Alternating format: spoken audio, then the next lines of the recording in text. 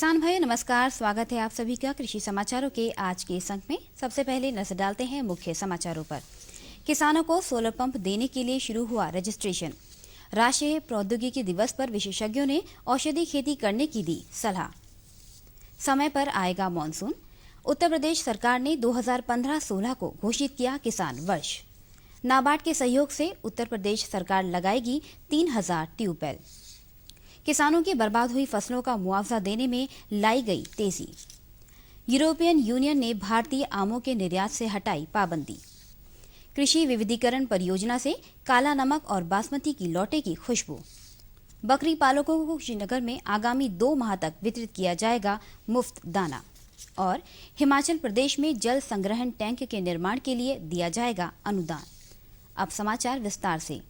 बिजली की किल्लत वाले ग्रामीण इलाकों में सोलर पंप पर किसानों को उनकी लागत के 75% तक छूट दी जाएगी। किसानों को 2 हार्स पावर और 3 हार्स पावर वाले सोलर पंप 75% कम कीमत पर मुहैया कराए जाएंगे, जबकि 5 हार्स पावर वाले पंपों पर किसानों को 50% तक की छूट दी जाएगी। किसानों को इसका लाभ लेने के लिए एक आईडी प्रूफ, खतौनी की फोटोकॉपी और बैंक खाते की कॉपी के साथ लखनऊ के कृषि भवन में तीसरे तल पर उप कृषि निदेशक के पास पंजीकरण कराना होगा। पहले आओ पहले पाओ की तर्ज पर छूट के साथ सोलर पंप मिलेगा। 2 और 3 हार्स पावर के केवल 10 सोलर पंप ही इस बार किसानों को आवंटित किए जाएंगे।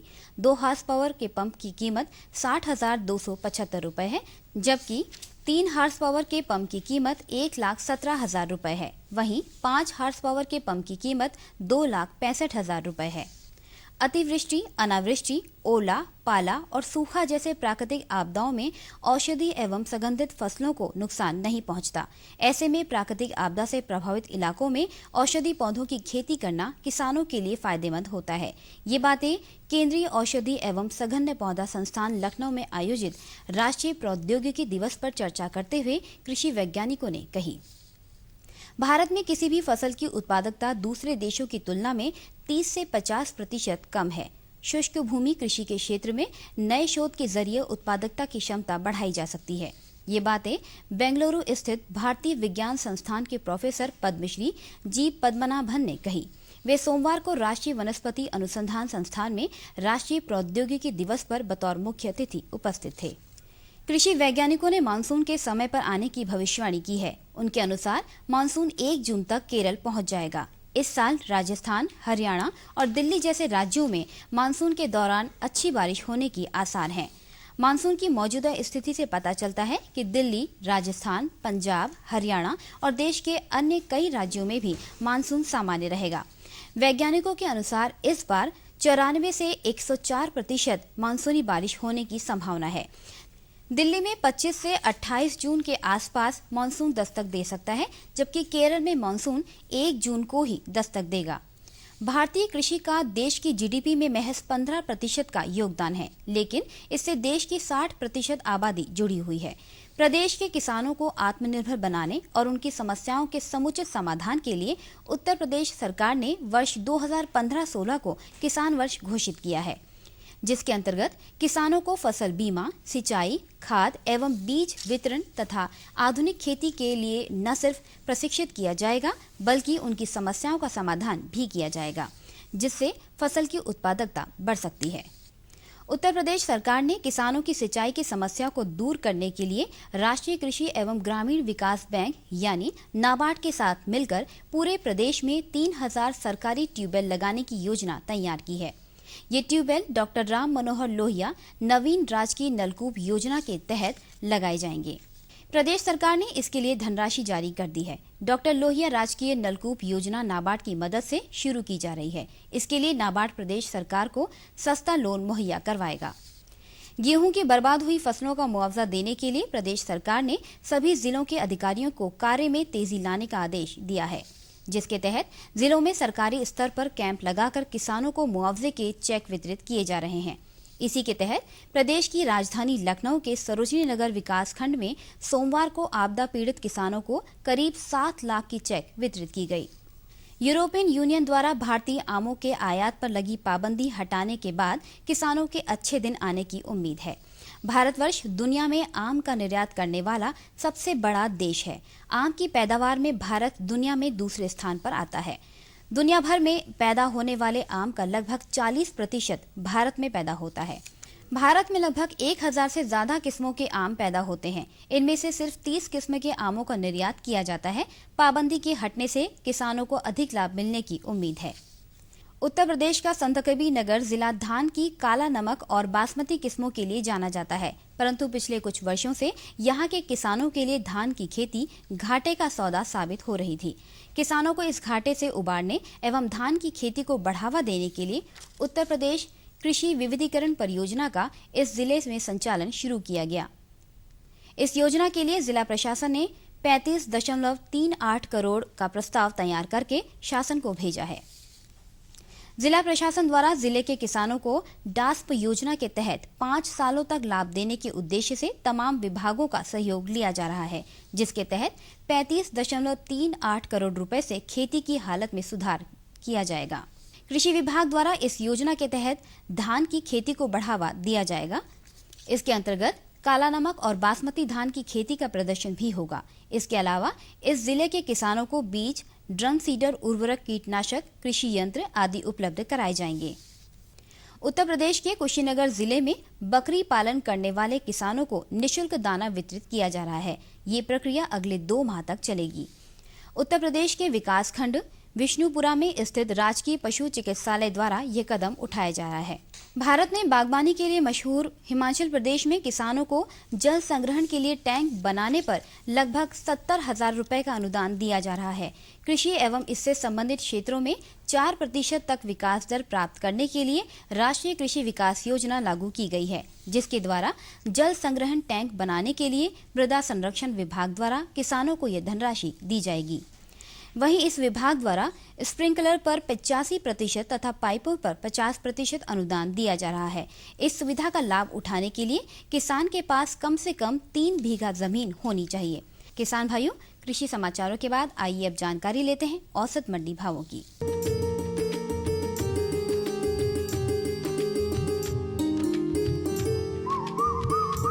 प्रदेश की विभिन्न मंडियों में धान का भाव इस प्रकार रहा।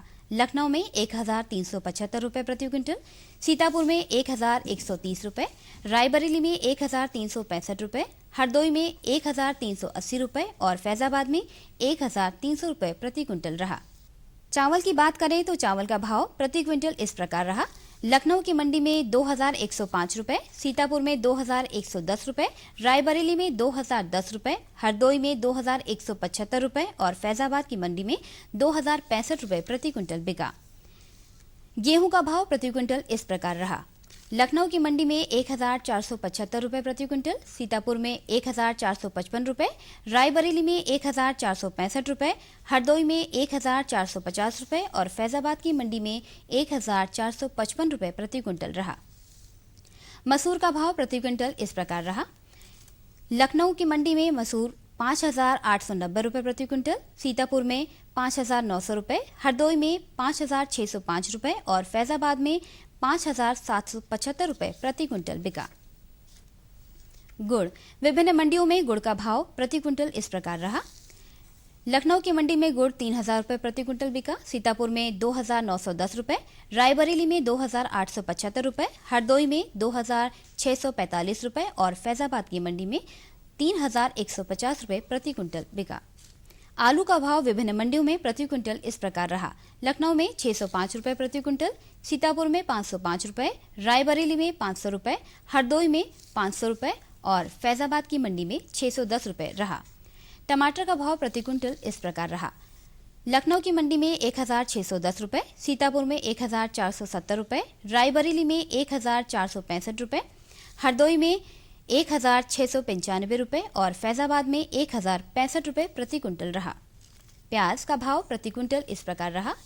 लखनऊ में 1500 रुपए प्रति क्विंटल, सीतापुर में 1390 रुपए, रायबरेली में 1450 रुपए, हरदोई में 1440 रुपए और फैजाबाद की मंडी में 1540 रुपए प्रति क्विंटल रहा।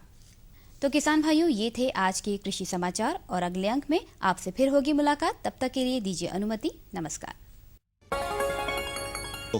और बताओ। बस। अरे ये क्या भैया जी, बस इतनी सी रासायनिक खाद? किसानी छोड़ रहे हो क्या? किसानी नहीं, नादानी छोड़ रहे हैं। मिट्टी की जांच कराई है।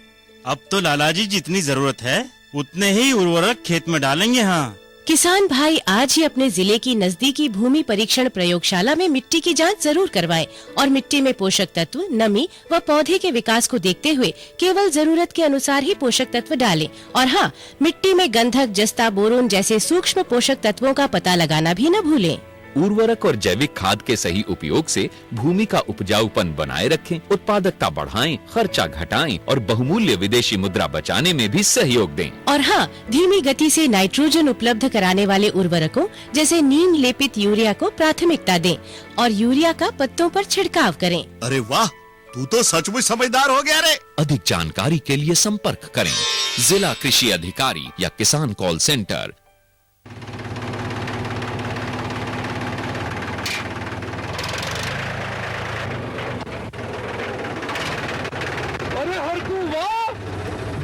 कीटनाशक और आज खाद भी। अरे इतना खर्चा कहाँ से? अरे खर्च की चिंता किसे है, मेरे पास है ये किसान क्रेडिट कार्ड। कार्ड?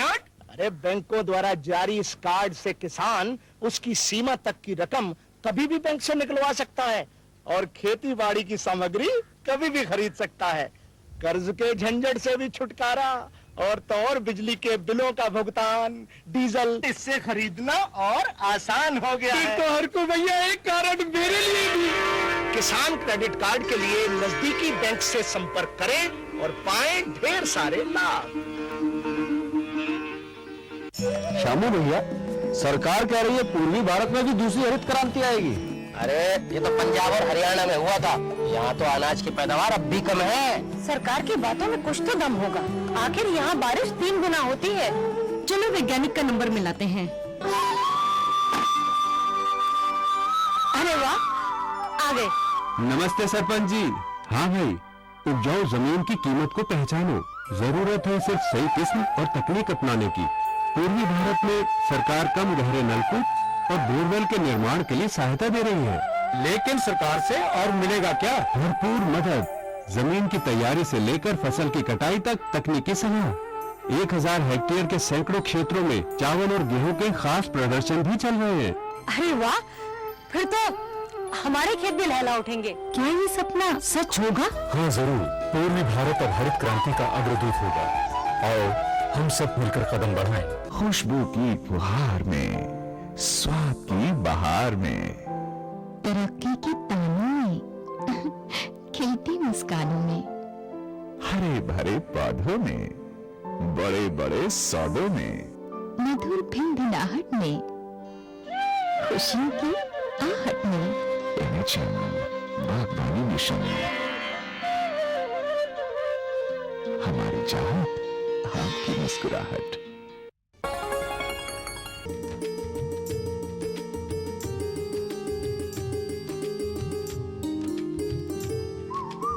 किसान भाइयों नमस्कार। कार्यक्रम कृषि दर्शन के आज के अंक में कृषि समाचारों के बाद आप सभी किसान भाइयों का एक बार फिर से स्वागत है।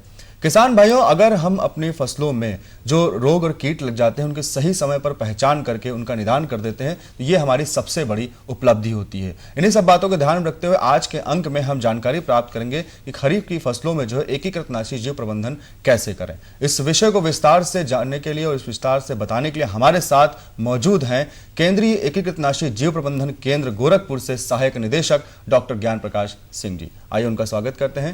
डॉक्टर साहब का बहुत बहुत स्वागत है कार्यक्रम कृषि दर्शन में। धन्यवाद। मैं अपने सभी किसान भाइयों तरफ से जानना चाहता हूं कि जो ये एकीकृत नाशी जीव प्रबंधन है ये है क्या? किसान भाई भूमि की तैयारी से लेकर के और फसल की कटाई तक उनके पास में जो भी उपलब्ध संसाधन हैं उनको मिला जुला करके इस प्रकार से प्रयोग करना कि कम लागत में अधिक से अधिक उत्पादन हो तथा साथ ही उनका आर्थिक नुकसान न हो एवं जो उत्पादन उनको प्राप्त हो वो गुणवत्ता युक्त हो, इसी को हम लोग एकीकृत नाशी जीव प्रबंधन बोलते हैं। कितने प्रकार की विधियां होती हैं इनको प्रयोग करने के लिए? इसकी प्रमुख रूप से 4 विधियां होती हैं। पहली विधि जो है जिसको हम लोग परंपरागत या व्यवहारिक विधि बोलते हैं, जिसमें हम लोग जैसे गर्मियों में गहरी जुताई हो गई, फसल चक्र अपनाना हो गया, संतुलित मात्रा में जो है खाद एवं उर्वरकों का प्रयोग करना हो गया। तथा दूसरी विधि हमारी जो है इसमें जो आती है जिसको हम लोग यांत्रिक विधि बोलते हैं। यांत्रिक विधि में प्रमुख रूप से क्या होता है कि पहला जैसे प्रकाश प्रपंच का प्रयोग करना हो गया, कीड़ों को पकड़ करके मार देते हैं हम लोग। इसके अलावा जो है इसमें गंधपास का प्रयोग करते हैं। गंधपास में क्या होता है कि गंधपास में उससे जो भी होते हैं कि उसमें नर जितने भी होते हैं उसमें आके फंस जाते हैं। क्यों? क्योंकि उससे मादा की गंध आती है, तो जितने भी नर आके उसमें फंस जाते हैं, तो उसका भी हम लोग इसमें प्रयोग करते हैं। इसके अलावा आपका पीला तरीके का फंदा होता है जो चिपकने वाला होता है। जितने भी आपका जो है कीड़े होते हैं, जैसे आपका माहू हो गया, सफ़ेद मक्खी हो गई, वो भी उसमें आके चिपक जाते हैं। इनका भी प्रयोग हम लोग इसमें करते हैं। तीसरी विधि हमारी इसमें जो है जिसको हम लोग जैविक विधि बोलते हैं, जिसमें जीवों के द्वारा ही जीवों का हम लोग नियंत्रण करते हैं, इसको हम लोग जैविक विधि बोलते हैं। इसमें प्रमुख रूप से जैसे आपका अंड परजीवी हो गया।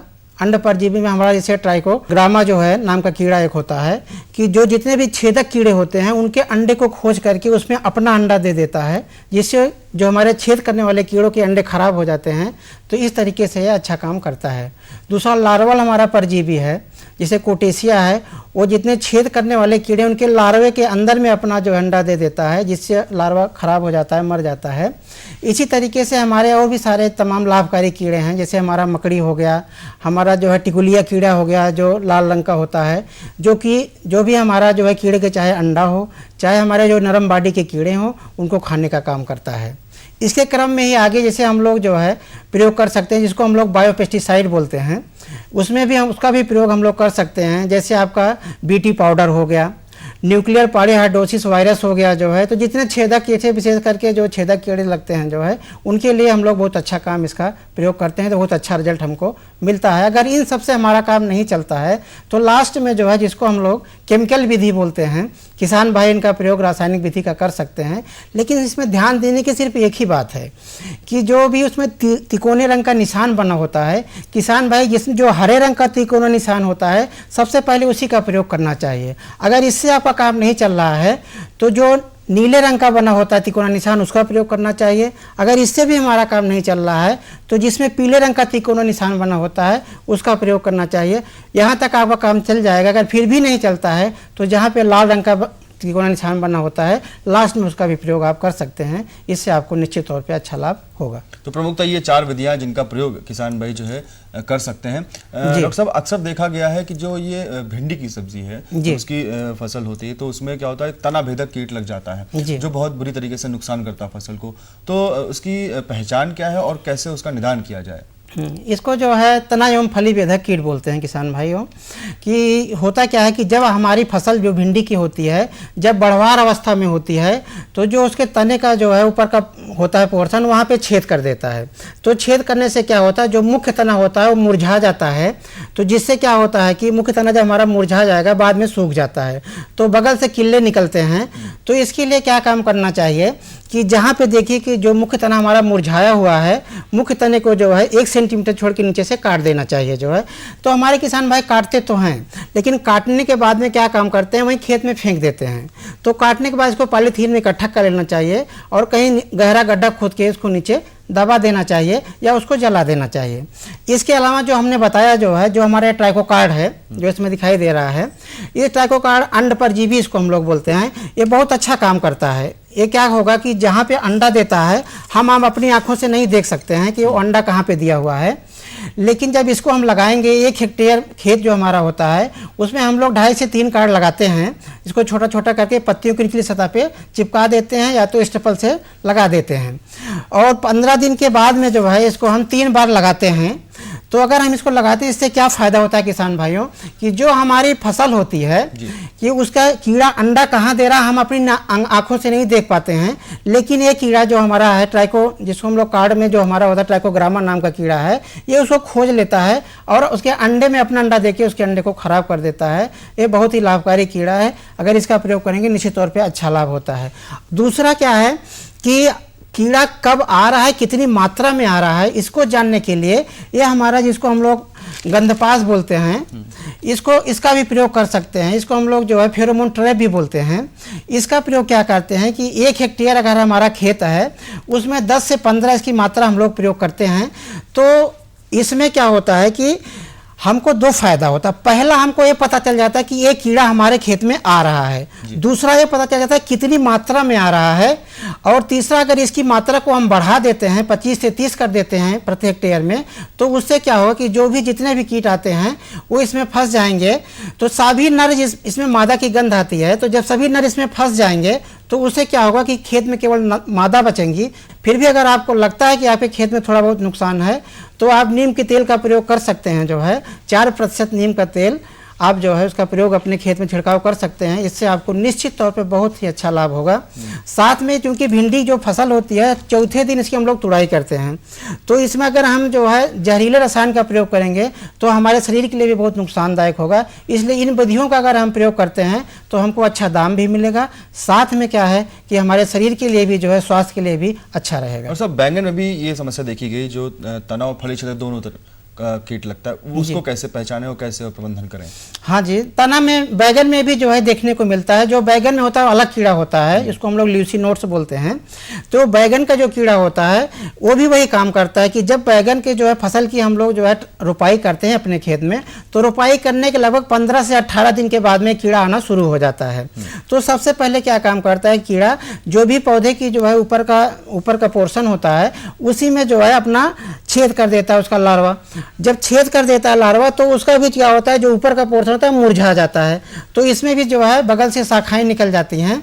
तो क्या होता है किसान भाई, जब भी देखिए कि आपका मुरझाया हुआ दिख रहा है तो उसको जो है 1 सेंटीमीटर नीचे से काट करके अलग कर लेना चाहिए।